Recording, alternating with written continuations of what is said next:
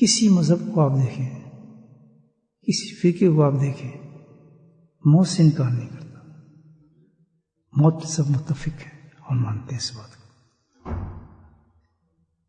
ہمارا جو مذہب ہے اسلام، ظاہر ہے اس کی تو بنیاد ہی یہی ہے، موت اور آخرت، اس پہ ہمارا کام چلتا ہے سارا، پورا قرآن بڑا پڑا ہے، ایمان کا سب ہمارے یہ یوم الآخر، آخرت پہ یقین کرنا، ایمان کا تو حصہ ہے موت۔ فرق کیا ہے؟ مانتے تو وہ بھی ہیں، مانتے ہیں ہم بھی ہیں، اسلام میں اس میں فرق کیا ہے؟ فرق یہ ہے کہ ہم صرف مانتے ہی نہیں، بلکہ ہمارے رب نے ہمیں اس سے بڑی ایک بات کہی ہے، وہ یہ ہے اس موت کی تیاری بھی کرنی ہے تم نے۔ بھئی یہاں ڈیفرنٹ ہو گیا تمام مذاہب سے اسلام کا، کیوں کہ اسلام بیس کرتا ہے ریئلٹی پر، حقیقت پر، فیکٹس پر۔ یہ سب دھندلے ہیں، ان کے پاس فیکٹس ہیں ہی نہیں، یہاں تک تو چل جاتے ہیں، مرنا اس کا انکار ہی نہیں کر سکتا ہے، مانتے ہیں۔ اور پھر دیکھیں آپ،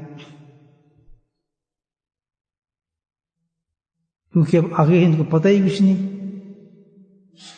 اگر حساب کا پتہ ہی کچھ نہیں، تو کوئی جلا رہا ہے، کوئی جانوروں کو کھلا رہا ہے، کوئی سمندروں میں پھینک رہا ہے، کوئی کسی حالت میں پھینک رہا ہے، ان کو پتہ ہی نہیں کہ اس کے بعد کوئی زندگی ہے ہی نہیں، وہ کہتے ہیں سب تمام ہو گیا۔ سبحان اللہ، قربان جاؤں اس مذہب کے، الحمدللہ جس مذہب میں اللہ تعالیٰ نے ہمیں قائم کیا، ابھی مانگے ہمیں ایمان دے دیا، سبحان اللہ۔ دیکھیں آج ایمان کی برکت ہے کہ ہم ایسی باتیں کر رہے ہیں اور سکون سے بیٹھے ہیں اللہ کے گھر میں، اور الحمدللہ ان کے تو سانس نکل جاتی ہے مرنے سے، ہم تو مرنے کے وقت تیار ہی رہتے ہیں ہر وقت، الحمدللہ۔ ہماری تو ابتدائی سوا اسی سے ہوتی ہے کہ اٹھتے ہم بستر سے ہی کہتے ہیں کہ مر گئے زندہ ہو، جاتے بھی کہتے ہیں بستر پہ ہم زندہ ہیں مردہ اٹھاؤ ہمیں، ہمارا تخیل ہے یہ زندگی کا، ہمیں موت سے کیا ڈر ہے؟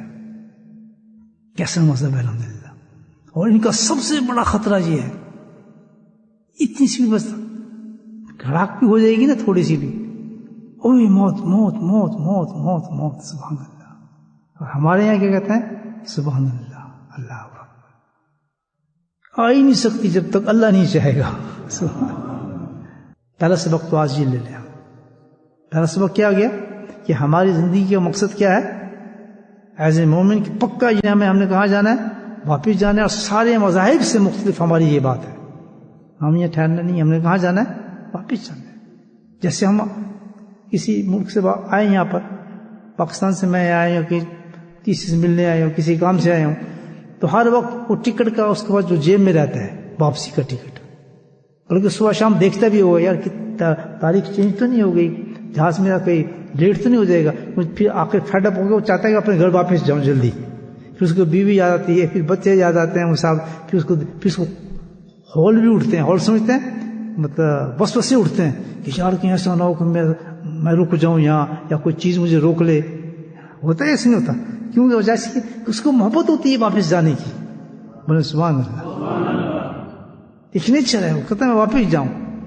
اب اس کو یہ انگلینڈ آنا ہے یار، یہ اب اس کا یہاں سے شوق ختم ہو گیا، اب اس کے وہی اپنے پرانا شہر جا رہا ہوتا ہے، نہیں یار میری بیوی بیٹھی، بچے بیٹھے ہیں، میں جلدی واپس جاؤں۔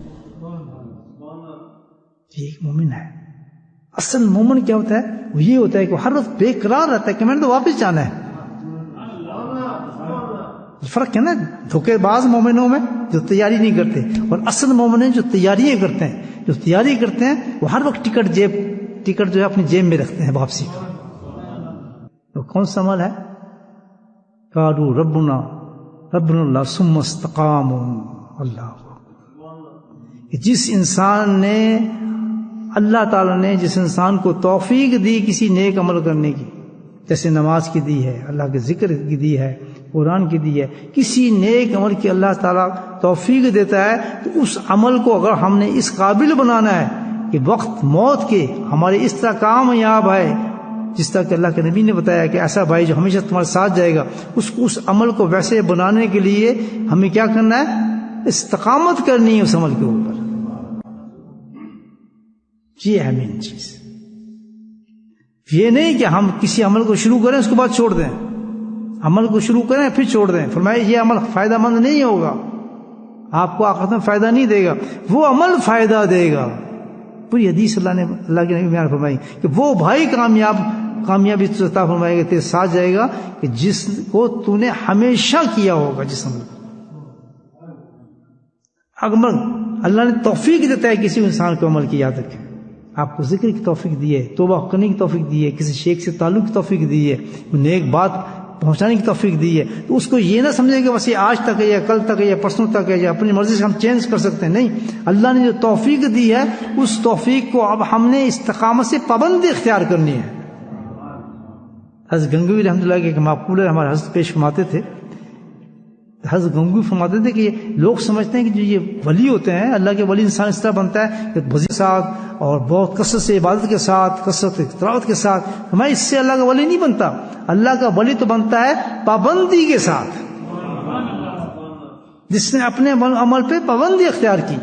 اور آپ یہ دیکھیں کہ زندگی میں انسان بہت ضرور اللہ تعالیٰ انسان کو موقع دیتا ہے، ضرور یہ موقع دیتا ہے کہ ایسے تک انسان تک پہنچاتا ہے یا ایسی کوئی چیز دکھاتا ہے جو اس کے دل پہ لگتی ہے اور وہ شروع کرنے کا شوق رکھتا ہے، وہ شوق شروع کر دیتا ہے، لیکن پابندی اختیار نہ کرنے کی وجہ سے وہ عمل کو ضائع کر دیتا ہے. امام بخاری رحمہ اللہ نے تو اس کا باب باندھا ہے اور واقعہ لکھا ہے کہ ایک صحابی تھے، صحابی جو رات کو جاگتے تھے، پھر انہوں نے کیا کیا؟ وہ رات کو جاگنا چھوڑ دیا. جس رات کو جاگنا چھوڑ دیا تو اللہ کے نبی کو بے انتہا رنج ہوا اس بات کا کہ اس نے استقامت کیوں چھوڑ دی. زور کثرت پہ نہیں ہوتا، پابندی پہ ہوتا ہے. کو پتہ ہے، وہ جانتے ہیں کہ راستہ سارا جو طے ہوگا اللہ کو راضی کا صرف ایک راستہ ہے اس دنیا کے اندر، ایک ہی تیاری ہے. میں یہ بتا رہا ہوں نا آپ کو کہ اللہ کو راضی کرنے کی، آخرت کی، موت کی ایک ہی تیاری ہے. اگر ہم اس طرح مرنا چاہتے ہیں کہ فرشتے ہمارے اترے ہیں موت کے وقت اور ہمارے پہ اعلان کیا جائے کہ نہ تمہیں غم ہے نہ کوئی فکر ہے، اور پھر بشارت دی جائے جنت کی، اگر یہ ہم چاہتے ہیں تو ثم استقاموا، تو ایک ہی عمل ہے، وہ کیا ہے؟ استقامت اختیار کرو. یہ میسیج ہے. یہ نہیں ہے کہ آپ اتنی تلاوت نہیں کر لیں، اتنا وہ کر لیں، اس کا نہیں ہے معاملہ بالکل بھی، بلکہ کیا ہے؟ سبحان اللہ. اور یہ کس طرح حاصل ہوتا ہے؟ یہ اکیلا نہیں کر سکتا آدمی، کیونکہ اس کو تو پتہ ہی نہیں. جب کسی شیخ کے پاس پہنچتا ہے وہ اس کو راستے پہ لگاتا ہے. اور کامیاب وہ شخص ہوتا ہے کہ اللہ نے اس کو تو پہنچا دیا شیخ تک. ضروری نہیں ہے کہ شیخ آپ کو ہندوستان میں تو ہندوستان میں ملے.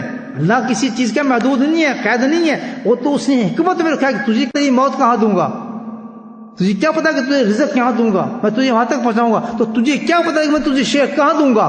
سبحان اللہ. نہیں پتا تجھے. تو یہ سوچنا کہ نہیں جی میں تو وہاں کا ہوں، میں تو فلاں جگہ کو. نہیں، بالکل نہیں. کسی شہر میں تجھے دے دے، گلاسکو میں دے دے، لندن میں دے دے، فلاں دے دے، پاکستان میں دے دے، عرب میں دے دے، ہندوستان میں دے دے. میرے ہاتھ پہ افریقہ کے اندر ایسے گاؤں کے اندر لوگ بیعت ہوئے اور توبہ ہوئے کہ میں سوچ بھی نہیں سکتا. آج جب میں کبھی سوچتا ہوں کہ میں یہاں تھا، افریقہ کے اس شہر میں تھا، زمبابوے کے اس گاؤں کے اندر بیٹھا تھا اور رات کے وقت بیٹھا تھا، وہاں ایسی مخلوق بیٹھی تھی کہ جن کے پاس کپڑا بھی نہیں تھا پہننے کے لیے، اور وہ میرے سامنے اللہ کا ذکر سیکھ رہے تھے مجھ سے اور ان کے قلوب کو جاری کر رہا تھا. یہ تو اللہ کی کام ہے. آج وہ ذاکر ہوں گے، کتنے لوگ نقشبندی مر چکے ہوں گے وہاں سے. وہ لوگ مجھے پتا بھی نہیں. I don't know. دنیا کے کونوں میں گھما دیا مجھے. میں لیٹ رہا ہوں وہاں. افریقہ کی بات کر رہا ہوں آپ کو. میں بتا رہا ہوں اس لیے کہ ہمیں نہیں پتا کہ موت کہاں آنے والی ہے، رزق کہاں سے ملنے والا ہے، ہمیں شیخ کہاں سے مل رہا ہے. کیونکہ یہ تو جو موت ہے اور زندگی تو اہم چیز ہے، اور اس کے ساتھ سب سے اہم موت کی تیاری ہے. اور موت کی تیاری میں سب سے امپورٹنٹ رول یہ ہے کہ اللہ کا شیخ تمہیں کوئی مل جائے، اللہ کا دوست مل جائے. یہ تو کمبینیشن ہے، اس کے بغیر تو کام ہی نہیں. صحابی نہ ہوتے اگر نبی نہ ہوتے. تو آپ مومن ہو ہی نہیں سکتے جب کہ آپ کوئی آپ کو مومن نہ ملے. اس کو ہم سمجھتے ہی نہیں اس ٹاپک کو. تو میرے بھائیوں، تو پتہ نہیں آپ کو کہاں ملا، جہاں مل جائے وہ اس کے ہو جاؤ، قصہ ختم۔ اس کا پہلا سبق، جو بھی شیخ کامل ہوگا یاد رکھیں، اس کا پہلا سبق کیا ہوتا ہے؟ پابندی ہوتا ہے۔ رخصت اس طرح کرتا ہے کہ یاد کوئی میں تم وظیفہ دے رہا ہوں، اس پہ پابندی اختیار نہیں، اس پہ پابندی اختیار کرنی ہے۔ اور ہزاروں میں سے، آج تو یہ مانو کہ لاکھوں میں سے ایک آدمی کامیاب ہوتا ہے اس میں۔